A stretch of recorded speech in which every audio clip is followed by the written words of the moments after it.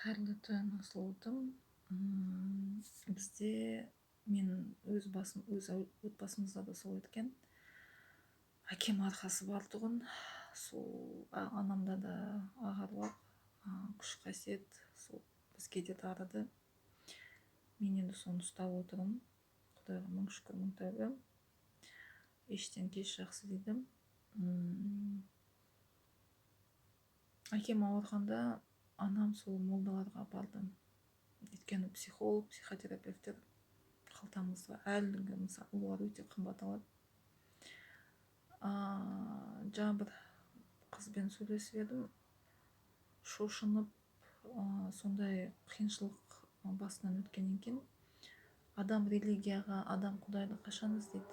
Басына іс түскенде, қатты қиналғанда, сол кезде адам Құдайды іздейді.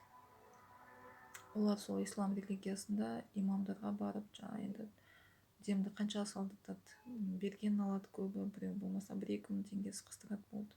Енді психотерапевттер сағат 15-20 50 мың деп тұрған жоқ болады.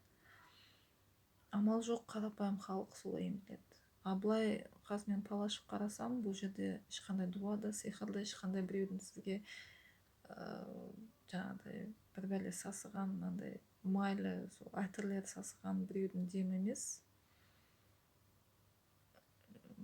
Психологтың көмегі керек, психологиялық көмек керек жай ғана. Әрине біздің мемлекет ондайға әлі жеткен жоқ, психологиялық тегін көмек алуға. Бірақ егер менің қазір тыңдап отырған сонда қиын жағдайдан, тағдырдың тәлкегінде жалғызсырап, не істерін білмей жүрген болса, орыс тілді контент көбі, қазақ тілді енді білмеймін, барынша тырысып жатырмын қазақша сөйлеуге, бірақ ютубта көптеген психотерапевттер тегін сабақтары бар, тегін терапиялары бар. Соны қарасаңыздар болады, маған хабарласаңыздар болады.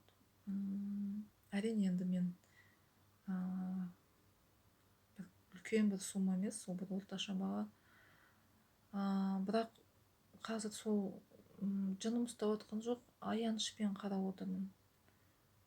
Бізде психологиялық травмаларды дуа сиқырмен шатастырғаны